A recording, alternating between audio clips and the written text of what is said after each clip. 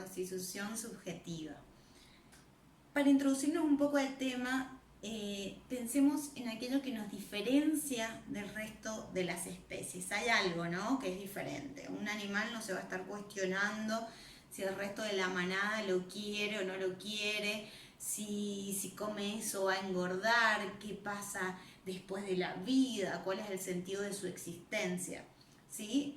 Digamos, estas cuestiones son bastante humanas, tienen que ver con eso, con la posibilidad que tenemos de un acceso a un mundo simbólico, a la constitución de nuestra propia subjetividad. Cuando nacemos, a diferencia también de otras especies, nacemos en un estado de total indefensión. Dependemos totalmente de otro que nos cuide, nos proteja, nos alimente. Y esto dura bastante tiempo. Por ejemplo, si pensamos en los perros entre 7 u 8 semanas ya alcanzan un nivel de independencia y no dependen de nadie para la supervivencia. En cambio, los humanos tardamos bastante más, ¿no?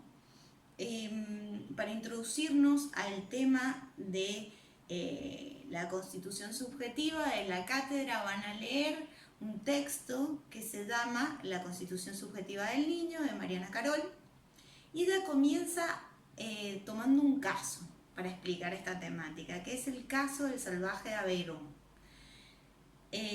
Lo van a leer al caso e inclusive si buscan en internet van a encontrar que hay muchos casos de bebés que han sido abandonados en el bosque y que han sido criados por animales. Y cuando los encuentran los humanos e intentan reinsertarlos a la sociedad, parece una tarea casi imposible, ¿no? Cuesta que adquieran el lenguaje u otros patrones culturales. Entonces, digamos, hay algo que en la crianza que se realiza por y entre humanos que nos humaniza. Y ese algo tiene que ver con esto, con la interacción, con el vínculo con el otro. Es decir, un bebé puede nacer física y neurológicamente sano, pero eso no es condición suficiente para constituirse como sujeto de la cultura, ¿sí? No nacemos sujetos, sino que nos hacemos sujetos. ¿Cómo hacemos para hacernos sujetos?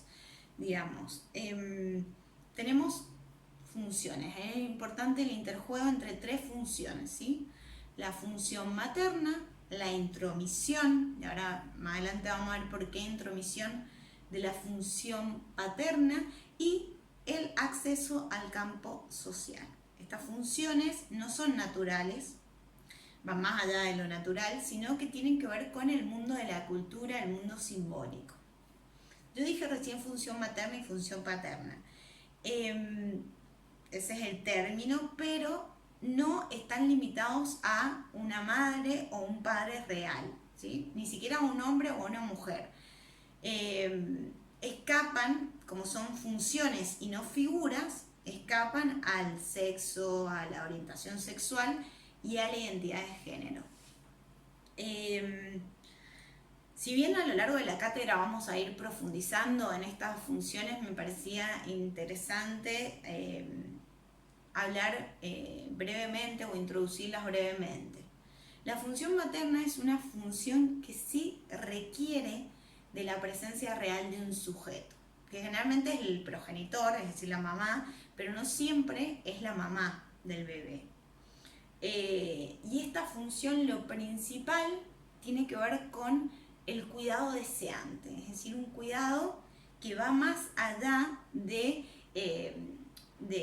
cubrir las necesidades biológicas de nutrición y de cuidado propias de la especie, ¿no? Sino que tiene que ver con la forma en la que la mamá sostiene al bebé, lo toca, lo mira, le habla, lo que va a posibilitar que eventualmente se constituya como sujeto. Pero dijimos que era importante otra función, ¿sí?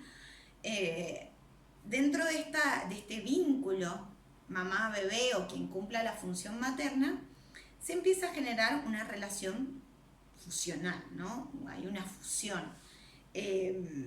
Entonces es necesario que haya algo, un significante de terceridad, algo que posibilite un corte, una separación entre esta mamá y este bebé, ¿sí? Que acote el deseo de la mamá y que lo separe, porque si bien en un momento es necesaria esta fusión, para constituirnos como sujetos no puede continuar. Entonces, este significante o este algo que viene a implicar un límite es la función paterna. Cuando se produce esta separación, la función paterna posibilita el acceso al mundo simbólico, al mundo de la ley, al mundo de la cultura. Bueno, y quiero recordar esto que acabo de decir de que paterno no significa que hay un padre real, ¿sí?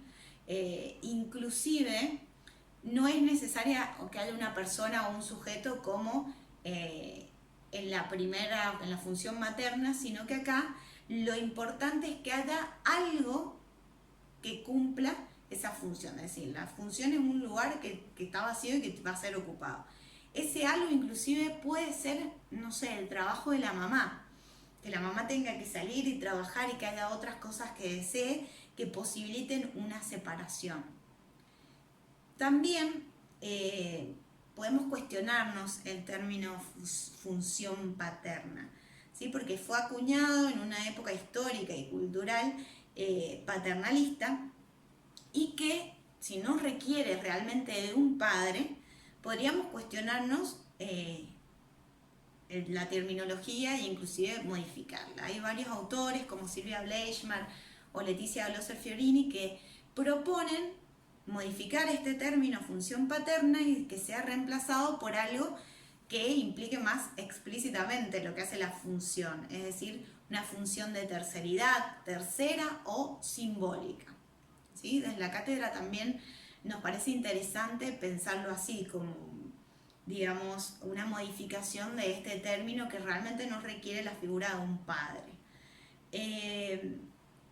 Bueno, por otro lado, cuando esta función simbólica o tercera logra esta separación, se permite el acceso al campo social, es decir, a el pasaje al mundo, al grupo social, a las normas, a la cultura, a las leyes. Tanto la función materna como la función simbólica o paterna, ¿no? Hacen referencia al proceso de socialización primario. Y para que se complete el proceso de constitución subjetiva es necesario que entre en juego un proceso de socialización secundaria. Esto es el pasaje del mundo endogámico a exogámico, ¿sí? Esto que tiene que ver con la posibilidad del niño de conocer el mundo, de cuestionarse, de reflexionar, de explorar esta macrocultura, que si bien obviamente la familia está inserta en el campo social y es atravesado por que sea capaz de conocer a la cultura y así poder cuestionar el discurso familiar, ¿no? Piensen, por ejemplo, ustedes en su historia escolar, cuando empezaron la escuela. ¿Qué cosas notaron que dijeron, esto así en mi casa no es, o en mi casa piensan esto y la realidad dice otra cosa? Digamos, esta es una de las funciones principales del campo social. La posibilidad de ofertar un proyecto identificatorio o la construcción de un proyecto identificatorio propio a través de la salida al mundo exogámico, donde la escuela tiene un lugar primordial, ¿sí? Para posibilitar la construcción de la propia subjetividad.